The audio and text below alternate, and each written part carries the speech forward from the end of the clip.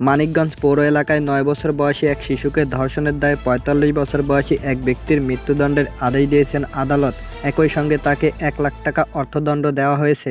আজ রোববার দুপুরে মানিকগঞ্জের নারী ও শিশু নির্যাতন দমন ট্রাইব্যুনালের বিচারক এম এ হামিদ এই রায় দেন।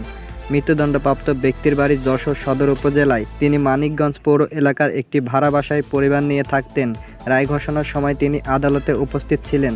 আদালত সংশ্লিষ্ট সূত্রে জানা গেছে, ভুক্তভোগী শিশুটির দণ্ডপ্রাপ্ত ব্যক্তির নিকটজন ২০১৯ সালের ৩১ আগস্ট রাতে তিনি শিশুটিকে ধর্ষণ করেন। এ ঘটনায় শিশুটির মা বাদী হয়ে ওই ব্যক্তিকে আসামি করে মানিকগঞ্জ সদর থানায় একটি মামলা করেন। মামলাটি সদর থানার তৎকালীন ভারপ্রাপ্ত কর্মকর্তা রকিবুজ্জামান তদন্ত করেন।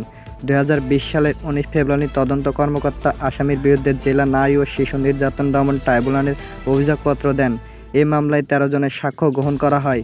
রাষ্ট্রপক্ষে মামলাটি পরিচালনা করেন জেলা নারী ও শিশু নির্যাতন দমন ট্রাইব্যুনালের সরকারি কৌঁসুলি পিপি হুমায়ুন কবির। তিনি বলেন, মামলার সব নথিপত্র ও সাক্ষীদের দেওয়া তথ্য উৎপাতের ভিত্তিতে অভিযোগ প্রমাণিত হয়। ট্রাইব্যুনালের বিচারক অভিযুক্ত ব্যক্তিকে মৃত্যুদণ্ড দেন ও ১ লাখ টাকা জরিমানা করেন।